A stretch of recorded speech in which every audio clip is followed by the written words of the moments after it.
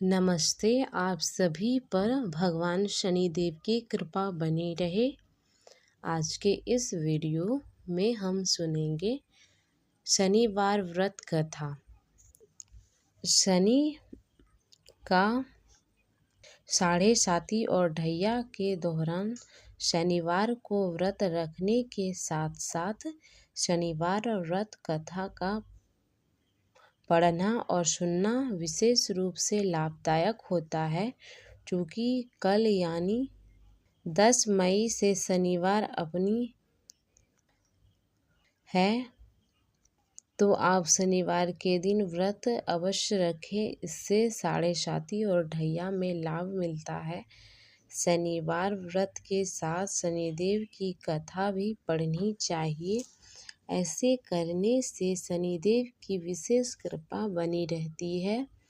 तो चलिए जानते हैं कि क्या है शनिवार व्रत की कथा, जिसे पढ़ना शुभ फलदायक होता है।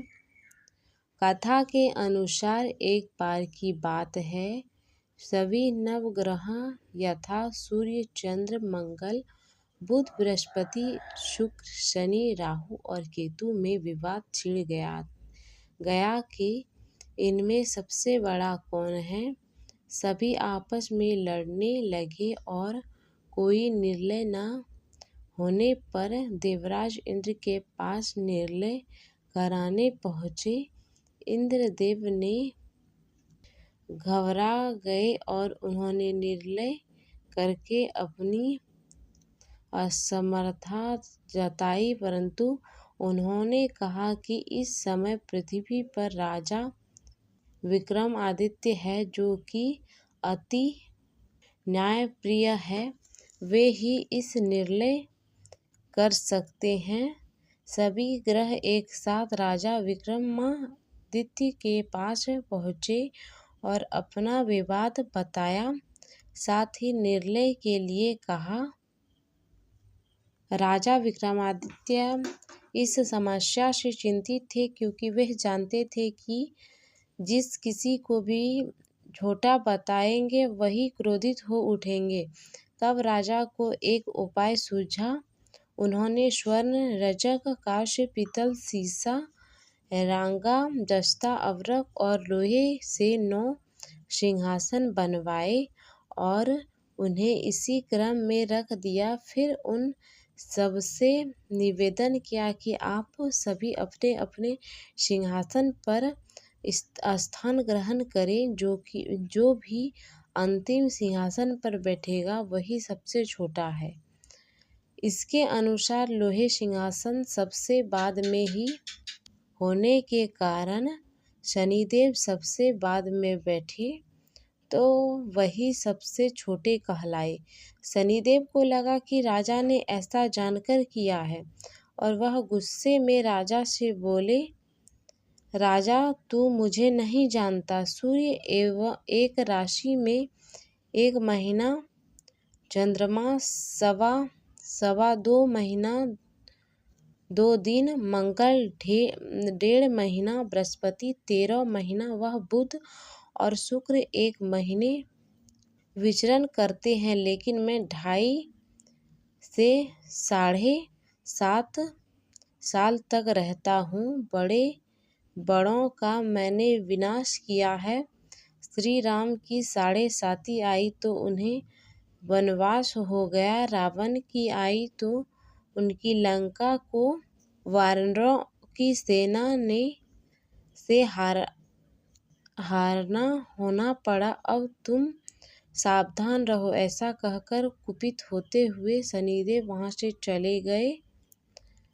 अन्य देवताएं खुशी खुशी चले गए। कुछ समय बाद राजा की साढ़े साती आई। तब शनिदेव घोड़े के सौदागर बनकर वहाँ आए। उनके साथ कई बुढ़िया घोड़े थे। राजा ने यह समाचार सुन अपने अस्तपाल को अच्छे घोड़े खरीदने की आज्ञा दी। उसने कई अच्छे घोड़े खरीदे। वह एक सर्वोत्तम घोड़े को राजा को सवारी हेतु दिया। राजा जो ही उस पर बैठा वह घोड़ा सरपट वन की ओर भागा। भीषण वन में पहुँच वह अंतर्ध्यान हो गया। अब राजा भूखे प्यासे भटकता रहा। तब एक ग्वाले ने उसे पानी पिलाई। राजा ने प्रसन्न होकर उसे अपनी अंगूठी दे दी। वही अंगूठी देकर राजा नगर को चल दिया और वहां अपना नाम उज्जैन निवासी विका बताया। वह एक सेठ की दुकान में उसने जल इत्यादि पिया और कुछ देर आराम किया। भाग्यवश उस दिन सेठ की खूब बिक्री हुई। सेठ उसे खाना इत्यादि कराने खुश होकर अपने साथ घर ले गए। वहां उसने एक खूंटी पर देखा कि एक हार टंगा है जिससे खूंटी निगल रही है। थोड़ी देर में पूरा हार गायब हो गया। सेठ ने समझा कि विका ने ही उसे चुराया है। उससे विका को कोतवाल के पास पकड़वा दिया। फिर उस नगर के राजा ने भी विका को चोर समझकर उसके हाथ पैर कटवा दिए और नगर के बाहर फेंकवा दिया। वहां से एक तेली निकल रहा था जिसे दया आई और उसने विका को अपनी गाड़ी में बिठाया। वह अपनी जीभ से बैलों को हाँकने लगा। उस समय राजा की शनिदशा समाप्त हो गई थी। वर्षा ऋतु आने पर राजा मल्हार गाने लगा। राजा जिस नगर में था वहाँ ही राजकुमार मनभावी को उसका गाना इतना पसंद आया कि उसने मन ही मन प्रण कर लिया कि वह उस राग गाने वाले से ही विवाह करेगी। राजकुमारी ने दासी को राग गाने वाले को ढूंढने भेजा। दासी ने बताया कि वह एक चोरगिया अपाहिज है, परंतु राजकुमारी न मानी। अगले ही दिन उससे उठते ही वह अनशन पर बैठ गई कि विवाह करेगी तो उसी से ही करेगी। बहुत समझाने पर भी जब राजकुमारी नहीं मानी तो राजा ने उसे तेली को बुला भेजा और विवाह की तैयारी करने को कहा। फिर उसका विवाह राजकुमारी से हो गया। तब एक दिन सोते हुए स्वप्न में शनिदेव ने राजा को कहा, राजन, देखा तुमने मुझे छोटा बता कर कितना दुख झेला। तब राजा ने उससे क्षमा मांगी और प्रार्थना करते हुए कहा कि हे शनिदेव, जैसे दुख मुझे दिए हैं किसी और को ना दे। शनिदेव मान गए और कहा कि जो मेरी कथा और व्रत करेगा उससे मेरी दशा में कोई दुखी नहीं होगा। जो भी व्यक्ति रोज मेरा ध्यान करेगा और चींटियों को आटा डालेगा उसकी सभी मनोकामनाएं पूर्ण होगी। और शनिदेव ने राजा को हाथ पैर वापस कर दिए।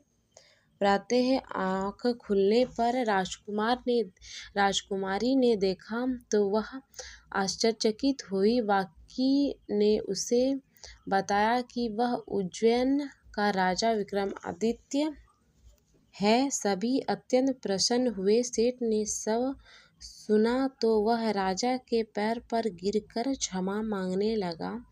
राजा ने कहा कि वह तो शनिदेव का क्रोध था, इससे किसी का कोई दोष नहीं। सेठ ने फिर भी निवेदन किया कि मुझे शांति तभी मिलेगी जब आप मेरे घर चलकर भोजन करेंगे। सेठ ने अपने घर नाना प्रकार के व्यंजनों से राजा का सत्कार किया। साथ ही सबने देखा कि जो खोटी हार निगल गई थी वही अब उसे उगल रही थी। सेठ ने अनेक मोहरे देकर राजा का धन्यवाद किया। सेठ ने राजा से अपनी कन्या श्रीकवरी से विवाह करने का निवेदन किया। राजा ने सहज स्वीकार कर लिया। कुछ समय बाद राजा अपनी दोनों रानियों को मनभावी और श्रीकवरी को सभी उपहार सहित लेकर उज्जैन नगरी को चले गए। वहां राजा के राज्यवासियों ने सीमा पर खूब आदर सत्कार किया। सारे नगर में दीपमाला बनाई गई। राजा ने घोषणा की कि मैंने शनिदेव को सबसे छोटा बताया था, जबकि असल में वही सर्वोपरि हैं। तब से सारे राज्य में शनिदेव की पूजा और कथा नियमित होने लगी। सारी प्रजा खुशी और आनंद के साथ जीवन बिताने लगे। जो भी कोई शनिदेव की कथा को सुनता है या पढ़ता है, उसके सारे दुख दूर होते हैं। व्रत के दिन इस कथा को अवश्य पढ़ें। धन्यवाद।